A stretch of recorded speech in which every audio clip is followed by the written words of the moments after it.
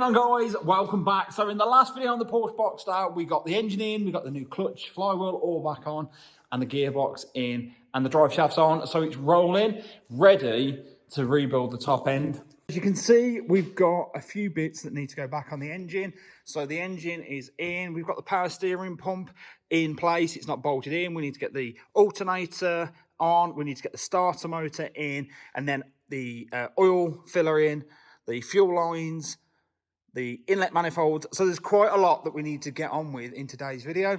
Guys, not too much to do to the engine to get it to a point where we can crank it over, get that oil pressure up, and make sure that the hydraulics are all pushed out before getting the spark plugs in, core packs in, and connecting all the wiring loom up. So yeah, let's get on, get these bits back on the top of the engine, see if she'll crank over. What we're waiting for, let's get on. So we start by bolting the power steering pump back into place.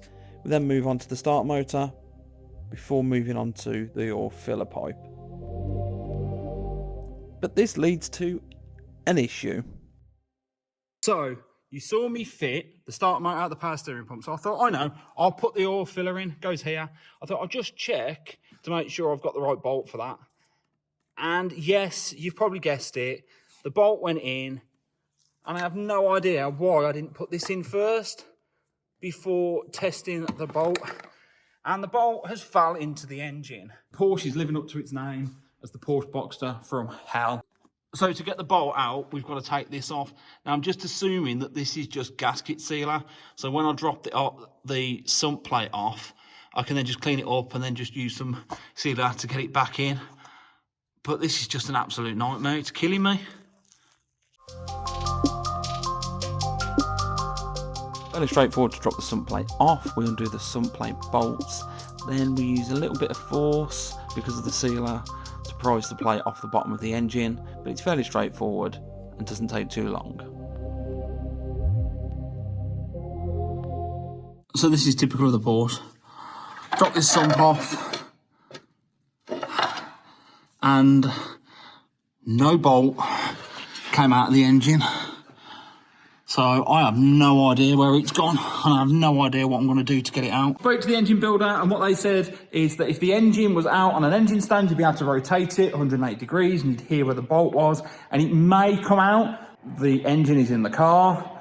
I don't want to really take it out, so I've got a ball camera coming, and we're going to try and find out where the bolt is in the engine, and if we can kind of see where it is, then we should theoretically be able to get the bolt out. If not, worst case scenario, engine's got to come back out. It needs to go onto an engine stand, flip it round until we can get it out. And the worst case scenario is I have to take it back up to Zentrum and get them to do it, because they've got all the tools to do it. But hopefully it won't come to that, because this car is just absolutely killing me.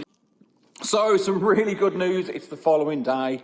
And yesterday we dropped a bolt into the engine. And today, luckily, the offending bolt has been retrieved. Now that's big thanks to my best mate Andy, and also my other mate that shares the unit with me and has got this caddy, Jamie. They came down early this morning to do some work on the caddy. I told them about the incident with the bolt yesterday. They jumped straight on it and managed to find the bolt in the engine without having to take anything else apart, using a camera and using Andy's kind of feeling about from underneath. They managed to get it out. So thankfully we can move on and start the top end of the engine. Lesson is, if there's a big hole, make sure it's covered up before you go anywhere near it with something like this. So what we're waiting for, let's get on. Let's start building this engine back up.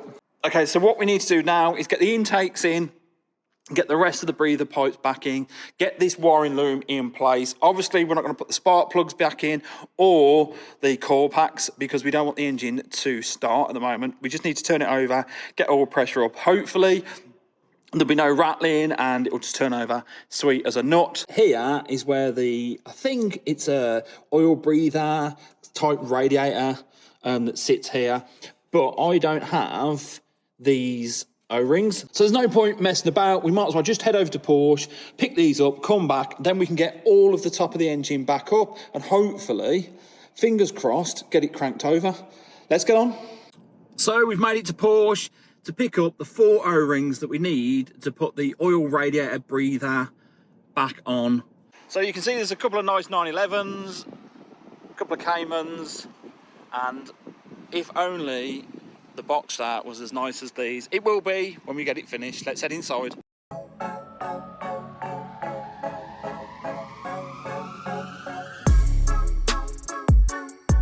So in the showroom, we've got some really nice Porsches. This Taycan, really nice bit of kit. The Porsche 911, well, who doesn't want one of these? And a brand new Boxster.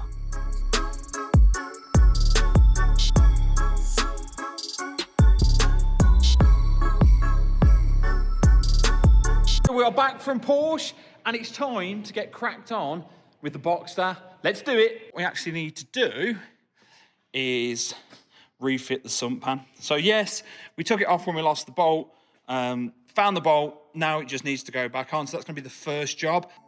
So the sump plate doesn't need a gasket. We just simply run a bead of sealant round the edge. When we bolt it on, that forms a gasket and stops any oil leaks. So with the sealant on, this can now go back on the bottom of the engine. So there's no real special way to put this sump plate back on. We simply offer it up, put the bolts in, and then do the bolts up. Now I tend to do the bolts up in a hex pattern, going left to right, front to back. Once all the bolts are in and nipped up, I then use a torque wrench with the correct torque setting to ensure the bolts are torqued correctly.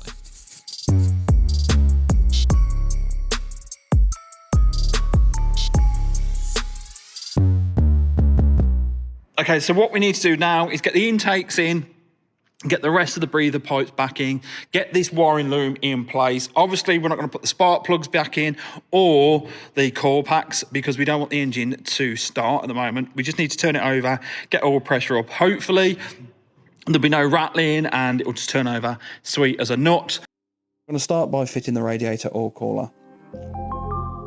We've put the O-rings in place that we've just picked up from Porsche and then bolt the radiator down into place. A quick 5-minute job, doesn't take long at all. I then move on and change the connector pipe for the vent line breather pipe. This was damaged when I took the engine out on the drive, but this is a 5-minute job and I've actually upgraded this part. So with the connector pipe upgraded, we then move on and refit the air injection system.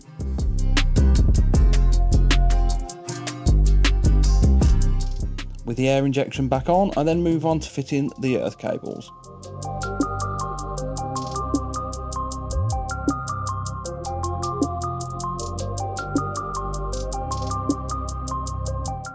So with the air injection on, the earth cables back in place, I start to tackle the wiring loom and plugging it back into the various sensors and plugs on the top of the engine.